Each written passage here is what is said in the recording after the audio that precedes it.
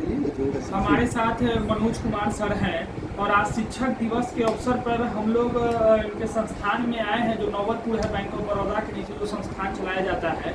और हम लोग यहाँ क्यों आए हैं? क्योंकि हम लोग लगातार देखते हैं कि शिक्षा तो यहाँ इस कोचिंग संस्थान में दिया ही जाता है, साथ साथ संस्कार भी दिया जाता है। और सर के द्वारा लगातार बच्चों में श्रीमद् भागवत गीता महापुराण का हमेशा वितरण किया जाता है। तो सर आपसे ये जानना चाहेंगे कि ये आपको कहाँ से, मतलब हम लोग बहुत जगह जाते हैं, ऐसे जगह बहुत जगह जाते हैं जहाँ सिर्फ और सिर्फ शिक्षा दिया जाता है, लेकिन आप शिक्षा के साथ साथ संस्कार के साथ साथ धर्म के जो पुस्तक, जो महापुराण है, जो धार्मिक ग्रंथ है, उनका भी आप वितरण करते हैं, उनके बारे में समझाते हैं। ये आपका विचार कैसे आया? सबसे पहले आपकी पूरी टीम को बहुत बहुत धन्यवाद सर। शिक्षक दिवस के शुभ अवसर पर आप समस्त टीम संस्थान में पधारे हैं, इसके लिए संस्थान सदैव आपका आभारी रहेगा। सबसे पहले तो आपकी टीम के द्वारा ये जो रामचरितमानस जो ग्रंथ है ये आप वितरित कर रहे हैं, सबको प्रदान कर रहे हैं, वैसे चीनित व्यक्तियों को जो पढ़ने के बाद समाज में और ही एक अलग बदलाव की ओर युवाओं को प्रेरित करेगा। तो सर ये बहुत, इसके लिए बहुत बहुत धन्यवाद।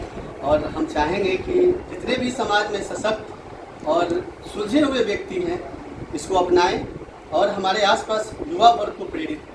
अब रही बात, आपने कहा कि ये चीज़ें हमने कहाँ से सीखी, तो सर हमारा धर्म कभी नहीं कहता है कि हमें इनको नहीं मानना चाहिए और उनको नहीं मानना चाहिए।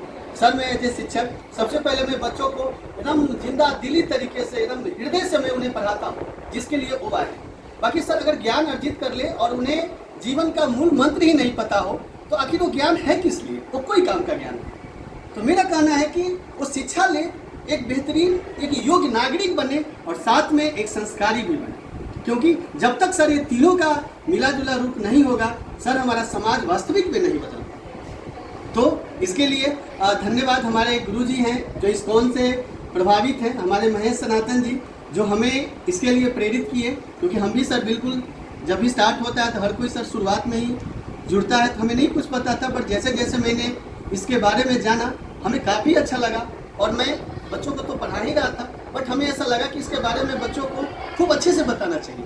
आज आपकी संस्थान सभी 7वीं से लेकर 12वीं जनरल कंपटीशन, कंप्यूटर, बहुत सारी ऐसी सेक्शन है जिसको खूब बढ़िया से अपना जिम्मेवारियों का निर्वहन कर रही है। बस एक नौबतपुर की शिक्षा व्यवस्था में एक छोटी सी जगह रखती है और मेरी कोशिश है कि मैं कार्य करते रहूँ। साथ में बच्चों को एक बेहतरीन संस्कार के साथ साथ ये जो भगवत गीता है, उन चिन्हित, उन रुचिगत जो रुचि रखते हैं पढ़ने में, उन्हें सहर्ष प्रदान किया जाता है। यहाँ तक कि संस्थान में ऐसे भी है नौबतपुर आसपास क्षेत्र में जो लोग शायद संस्थान से नहीं भी जुड़े हुए हैं, और हमसे कोई व्यक्तिगत तौर पर या किसी से सुन के वो लोग भी आते हैं ऑफिस में और अपनी इच्छा जाहिर करते हैं कि सर हमें भगवत गीता पढ़नी है, आप हमें प्रदान करेंगे क्या? हम उन्हें सहर्ष देते हैं और कहते हैं कि एक बार पढ़े।